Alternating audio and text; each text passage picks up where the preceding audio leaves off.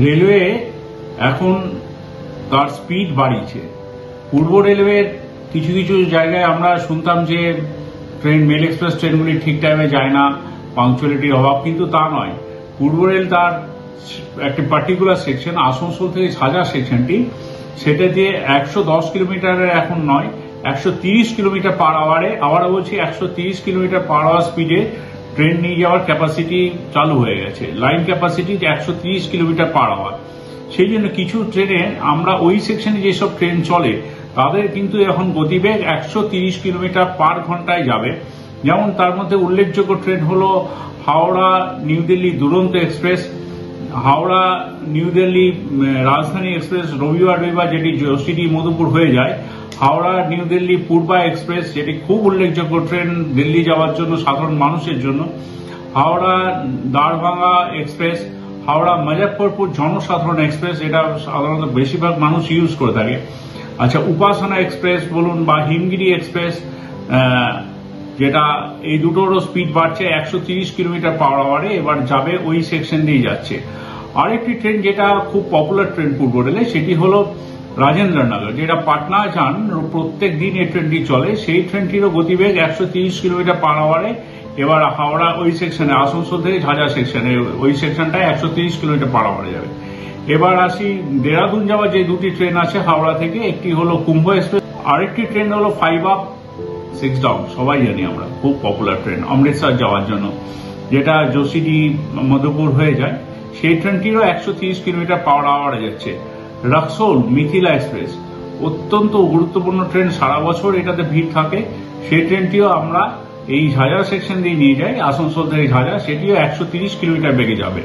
Kolkata terminal station থেকেও যেসব train ছাড়ে সেগুলি, যেগুলো ঝাঁঝা সেকশন মানে আসানসোল ঝাঁঝা সালানপুর ঝাঁঝা যে সেকশনটা আছে জোশিডি হয়ে যে ট্রেনগুলি যায়, সেই সব ট্রেনেরও গতিবেগ 130 কিলোমিটার পার আওয়ারে যাচ্ছে। যেমন অনন্যা এক্সপ্রেস, যেটি কলকাতা থেকে উদয়পুর সিটি যায়, কলকাতা অমৃতসর আকাল তখ্ত এক্সপ্রেস, এটিও খুব উল্লেখযোগ্য ট্রেন, যেটি মানুষ খুব ভরসা করে। কলকাতায় দুটি ট্রেন আছে, একটা হলো অমৃতসর মেল, আর একটি হলো আকাল তখ্ত এক্সপ্রেস।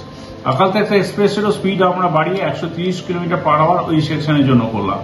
আরেকটি ট্রেন হলো হাওড়া কলকাতা থেকে নাগাল ড্যাম, যেটা গুরমুখী এক্সপ্রেস, কলকাতা গাজীপুর শব্দবিধি এক্সপ্রেস, কলকাতা জয়নগর এক্সপ্রেস, যেটি সালানপুর ঝাঁঝার মধ্যে 130 কিলোমিটার পার আওয়ারে যাবে, কলকাতা থেকে আজমগড় এক্সপ্রেস, কলকাতা দারভাঙ্গা মৈথিলি এক্সপ্রেস, যেটি মানুষের অত্যন্ত চাহিদার ট্রেন, সেটাও 130 কিলোমিটার পার আওয়ার যাবে।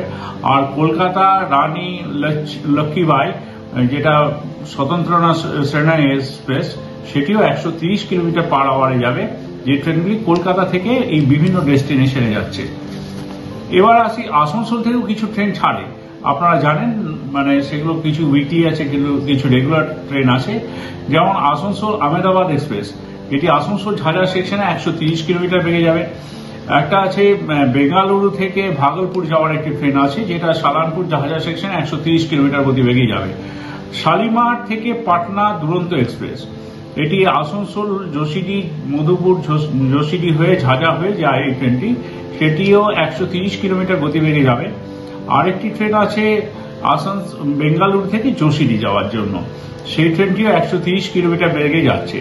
হায়দ্রাবাদ রক্সোল হায়দ্রাবাদ এক্সপ্রেস যেটা আছে, সেটা সালানপুর ঝাঁঝাতেও 130 কিলোমিটার গতিবেগে যাবে। ভাস্কো দা গামা থেকে জোশিডি, মানে সুদূর আপনার গুজরাটের একদম শেষ প্রান্ত থেকে একদম জোশিডি পর্যন্ত একটি ট্রেন আছে, সেইটিও গতিবেগ 130 কিলোমিটার পার আওয়ার। এবার আসি সম্বলপুর থেকে গোরখপুর যাওয়ার ট্রেন মৌর্য এক্সপ্রেস, সেটাও 130 কিলোমিটার পার আওয়ারে যাবে। এরানাকুলাম পাটনা এক্সপ্রেস, যেটিতে প্রচুর প্রচুর প্রচুর যাত্রী ট্রাভেল করেন, বিশেষ করে যারা চিকিৎসার জন্য যাতায়াত করেন তারা এই ট্রেনটার উপর ভরসা করে থাকেন।